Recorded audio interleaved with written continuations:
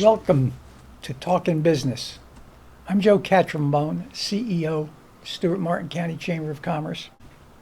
And it's my distinct pleasure today to have Rob Gluckman, Esquire, with us today.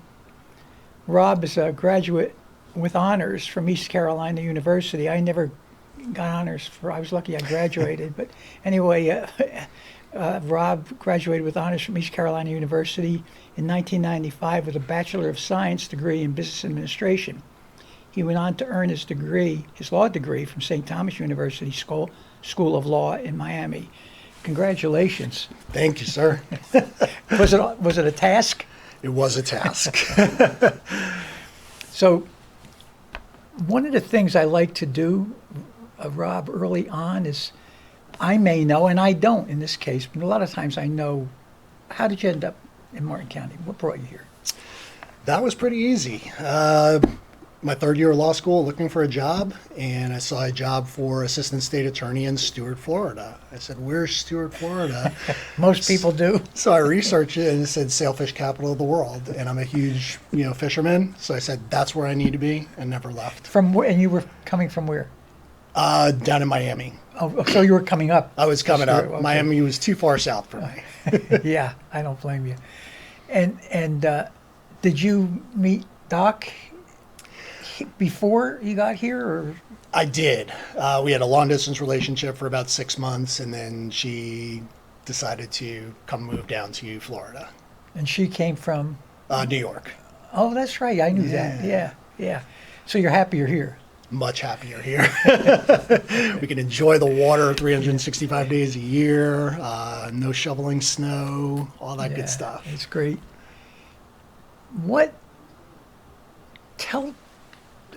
Again, I know, and you're an attorney. Yes, sir.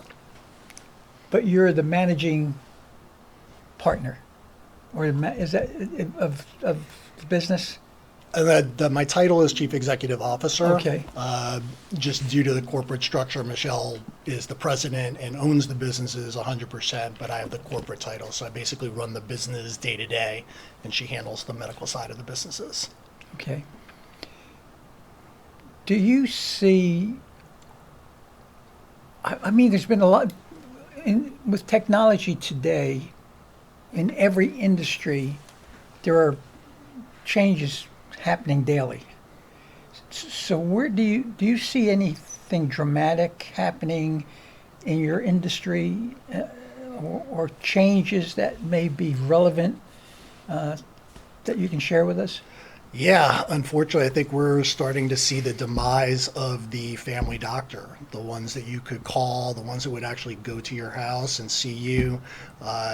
There's monopolies starting to form between hospital chains and big insurance companies. So you hear about these mergers with, Cigna and Aetna and CVS and Walgreens. They're all trying to get a piece of this multi-billion-dollar market and kind of freezing the private physicians out of the market. So the GP is really becoming a thing of the past. It'll never be a thing. Extinct. It'll never be a thing of the past under the current insurance regulations, because if you have an HMO as opposed to a PPO, you must have a referral from your primary care physician. So they'll never really go away, but we're seeing less and less of the time to be able to be spent with a patient, and more corporate, how many patients are you seeing and how much are you able to bill and capture. So the trend over the last several years, thankfully I've not had to, I'm pretty lucky not to visit doctors very often.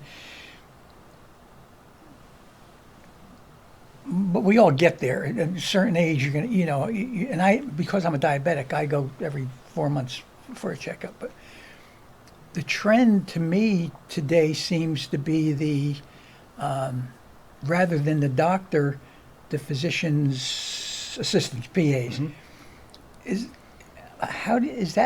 Is that affecting the business, or is it a positive thing? That's a great question, Joe, and it's both positive and negative. It's positive because there are not enough physicians to handle the workload of seeing patients. But mid-level providers, nurse practitioners, PAs are really good for about 85% of the cases. But that's the difference in their training between a nurse practitioner, PA, and an actual physician is there is a 15% of the patient population that is so complex that they're really outside the skill set of the nurse practitioners and the PAs. So, how much more education time does it take for a PA to become a physician? Is there additional schooling? There are very few transitional schools that will allow you to transition from a PA to an MD. They have some PA to MD programs out there, which I think are about a year to 2 years, and then you still have to do your residency afterwards. So a PA isn't just an MD in waiting. Correct. So if people actually choose to be PAs, Absolutely. is it mostly because of the time involved or the cost involved, or is that part of the decision-making process? Both of that and a couple of others, but yeah, 3 years and I can start earning, close to 6 figures, as opposed to having longer student loans and, making 30,000, 50,000 as a resident for 3 years. So some people want to get into the workforce sooner, and that's a great option for them. And it is definitely a needed commodity. Can a PA open their own office, or do they have to be under the guidance or the tutelage of an MD? Another great question. Physician assistants must be under a licensed physician. Nurse practitioners, law changed last year or 2 years ago, and nurse practitioners, if you have, I think, 3 years of experience, you can then apply to practice without the supervision of a physician. So you're starting to see some nurse practitioners come out and starting to hang shingles on their own. Are in your opinion, are MDs amicable, or do they want PAs in their office, or is that, or do they feel that's competition? They're definitely not competition, Okay. but it depends on the specialty. Primary care is for sure. Urgent care is for sure. We welcome them. Surgical, in the surgery, they have first assists and other people in there, so they basically are relegated to in office, seeing their post-surgical follow-ups and things like that. So yes, they're a needed commodity, and I think most people welcome them, but sometimes you can't afford it. If you're a small independent doctor, you're not going to be able to necessarily afford that additional salary. So do you recruit PAs, or Absolutely. you do? You actually go out and recruit them rather Absolutely. than they're just showing up? Well, the market has kind of turned over the past 6 to 7 years. The schools have been pushing nurse practitioners and PAs, so we got a huge pool of them now. So there's not a big lack of supply of mid-levels, so we get resumes sent to us blindly, and we also do externships in our urgent care where we have nurse practitioner students come in, and those tend to be the best ones to hire because they know what we're about, we know what they're about for 6 months at a clip. And So you've mentioned it, and I've heard the term nurse practitioner, and you liken them to a PA. Are their skill sets the same? Is the training the same? What's the difference between a PA and a nurse practitioner? medically, pretty much nothing. The fund of knowledge is about the same, but what we found is that PAs generally just come directly from college and don't have, any kind of nursing or other experience, so they're academically more stable, whereas nurse practitioners were RNs before they became nurse practitioners. So they have that hands-on personal experience. So we found that nurse practitioners tend to be more understanding of patients because they've had years of experience with them. Would a nurse practitioner's goal to be a PA, or No, nurse practitioners believe that they're that's what they? yeah. So they're not. So that they get along and work with a PA. Absolutely. We have both in our office and they get along fabulously. And so I know doctor friends of mine that have,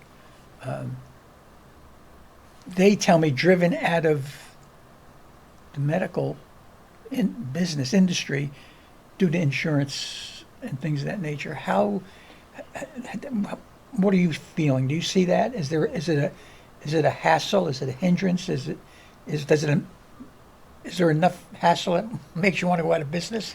Absolutely. Really? And that's kind of why we started Live Hearty too, is we found that there were some very helpful medical things that we could do that were not covered by insurance. Insurance, in this economy that we're dealing with now, you have 6 to 8% inflation, but the insurance companies are not knocking down our door saying, you're doing a great job, we're going to give you a raise. So our costs and expenses for everything goes up, but our insurance revenue stays flat, which is financially not a good thing to have in a business. Yeah, well, it's obviously it's a huge issue in every industry, including, look at homeowners and stuff. I mean, my Absolutely. homeowners insurance has doubled in the last 5 years, and I'm told it's going to go up 25% more next year. So, the insurance is a huge issue. What would you like to talk about that we haven't covered right now? Something would you like to discuss or let people know, or? I would just love to educate people about, medicine in general and different services. Just because somebody does it or they say they do it doesn't mean they're really adept at it. I always encourage people to do their homework and to really look at the qualifications and their experience, and do you feel comfortable with this person? Don't go to a provider just because your friend goes there. What might be good for him or her might not be good for you. So take your time, do your homework, and ask around. Well, you hit a little bit earlier on one of the things that brought you to Stuart was it was the sailfish capital of the world, and I know you're a great fisherman. So tell us a little bit. What kind of a boat you got? I have a 2003 Viking 45 open. That is my new baby. I love it. Actually, Does that 45 means 45 feet 45 long? feet. Yeah. So we're going to get you out there soon enough, Joe. And, I know. I see your pictures on Facebook catching the fish, and it looks like fun. I love to fish. And I like offshore fishing if it's nice and smooth. Mm-hmm. I don't like being out there getting knocked around, and because I do. I not often, but I have been seasick, and it's not fun. It is not fun. There's no cure. Well, I really appreciate you taking your time out to come up here and sit down with me and tell us about your business. That's what this is about, because so many people know who you are and don't realize or recognize just exactly what you do. And that's why it's so, to me, it's really rewarding to have people come up here to talk about what they do, because so many people don't. They just don't get it. They know Rob Gluckman, oh yeah, he's in the medical profession, and they have no idea what you do. So I appreciate you doing that, coming up here. Thank you for inviting me. I appreciate it. Yeah, thank you.